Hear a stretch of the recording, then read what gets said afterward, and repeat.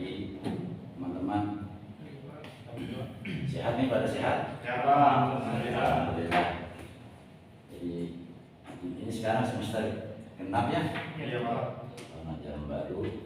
Jadi kita harapkan setelah liburan seger semua ya. Ini saya mau coba menerangkan mata kuliah alat berat dan pemindahan tanah mekanis.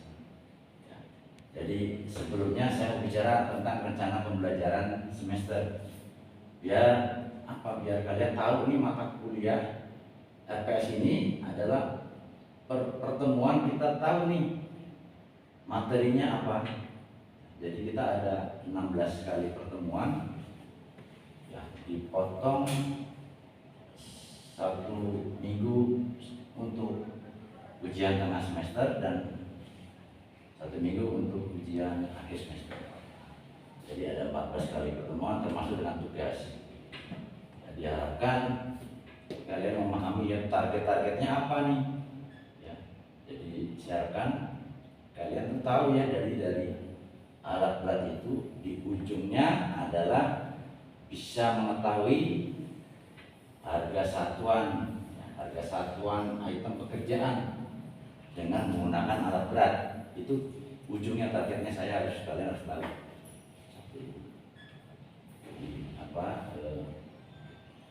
Dari RPS ini ya bisa lihat ya. Coba perhatikan RPS-nya.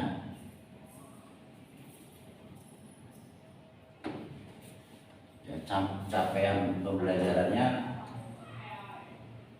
Ya, jadi kita mampu menerapkan prinsip-prinsip norma standar pedoman manual yang berlaku di konstruksi sipil, itu utamanya. Jadi ada yang namanya peraturan, norma, etika, itu pertama. Semua mata kuliah itu mengacu pada itu. Terus kemudian mengidentifikasikan, merumuskan, menganalisa, menyelesaikan permasalahan bidang konstruksi sipil yang khususnya menggunakan dengan alat berat. Terus yang ketiga adalah mampu merencanakan pekerjaan tanah dengan alat berat. Itu targetnya ya, komponen utama. Kita harus tahu ya. Kemudian pendukungnya. Jadi pendukungnya adalah kesadaran, kemauan untuk melakukan pembelajaran. Jadi kalian harus semangat ya. Kalau kamu nggak semangat, nggak dapat itu seperti itu ya. Nah, kemudian untuk capaian mata kuliah, jadi mengetahui klasifikasi alat berat khususnya pemindahan tanah mekanis. Jadi fungsi dan tipenya berikut klasifikasi tipe tanah. Kemudian yang kedua adalah mampu menganalisa perhitungan produksi alat berat. Jadi pertama kita harus klasifikasinya dulu, penggolongannya alat berat. Setelah kita tahu tipe-tipe dan jenis alat berat tersebut, baru kita bicara perhitungan alat berat. Ya, kemudian menganalisa perhitungan kombinasi alat berat. Ya, dari tunggal-tunggal seperti itu ada namanya kombinasi alat.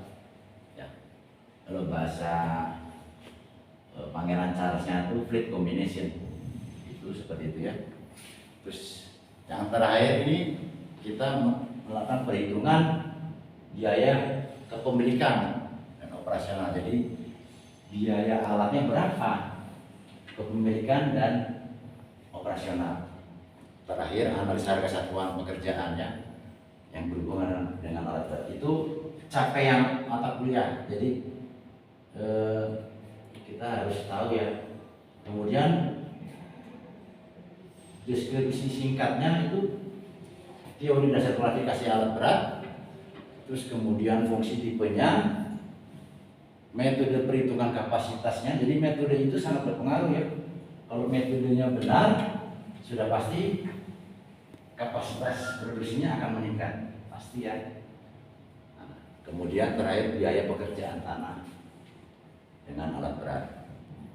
Jadi ada pengenalan dulu awalnya, klasifikasi perhitungan kapasitas, biaya kepemilikan, operasional, dan biaya pekerjaan alat berat. Ya. Jadi ini saya daftar pustakanya referensinya itu dari Insinyur Rahman Hadi ya, tahun 92, alat berat dan penggunaannya, terus di Divisi Mardikat Monarjo. Kemudian ini dari modul-modul Departemen Pekerjaan Umum sama gali pribadi ya. Nah, ini pendukungnya ada Insinyur Mas Sulaiman, pelaksana pekerjaan tanah, ya, pendidikan dan pelatihan pengawasan lapangan bidang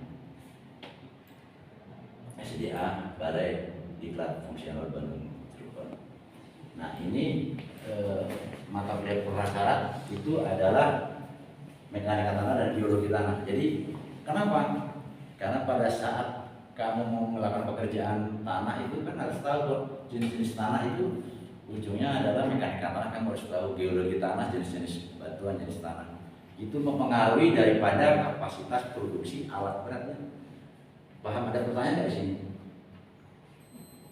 Jelas nggak? Cukup jelas, Pak. Jelas, Pak.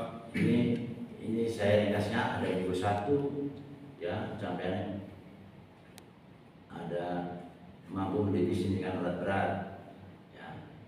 Kemudian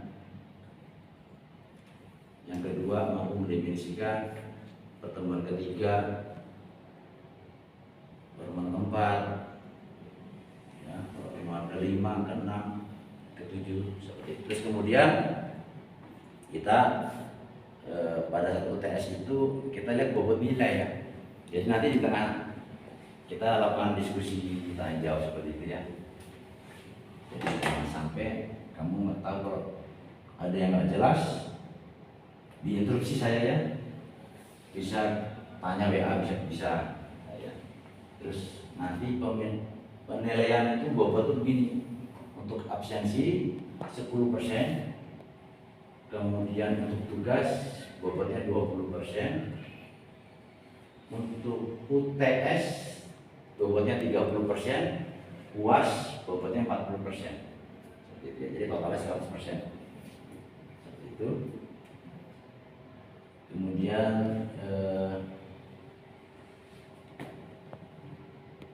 ada yang pernah lihat alat berat nggak? Kenapa? Di mana?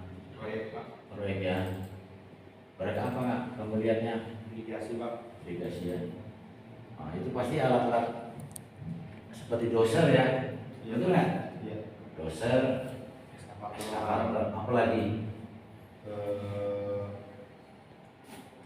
Keren, Pak. Keren, Pak. Keren. Iya, keren. Buat angkat apa namanya? Kata apa? Beton.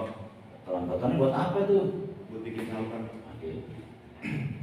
Jadi itu artinya beton precast. Yes, betul. Terlihat kamu perhatikannya. Jadi usahakan kita ini kan teknik sipil ya, masyarakat teknik sipil.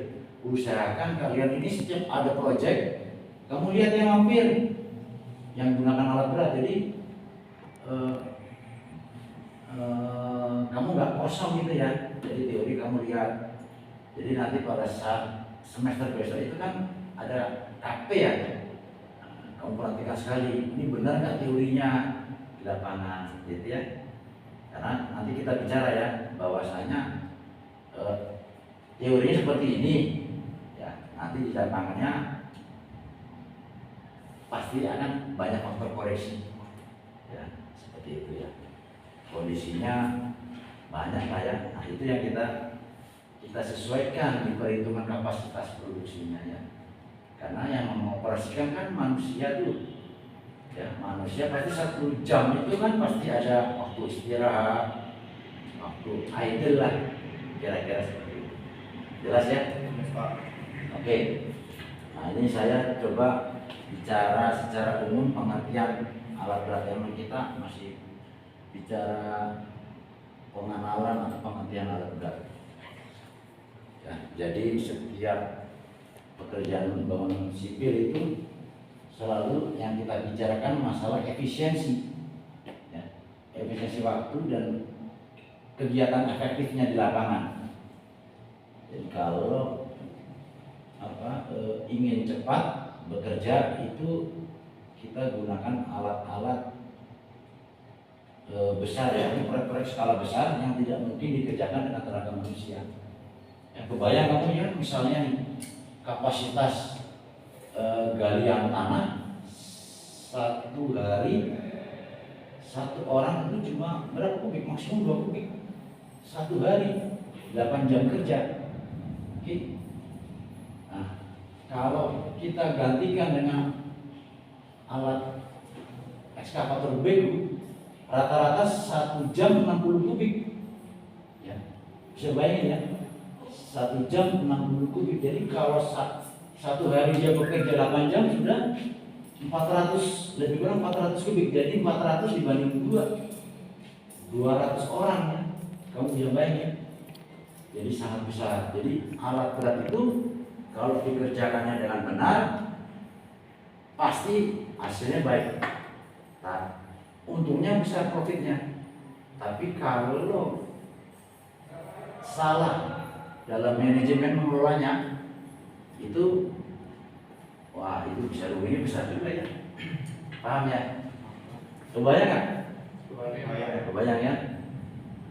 Jadi sekarang sudah tenaga-tenaga manusia sudah banyak digantikan dengan alat-alat atau mesin-mesin ya, seperti itu.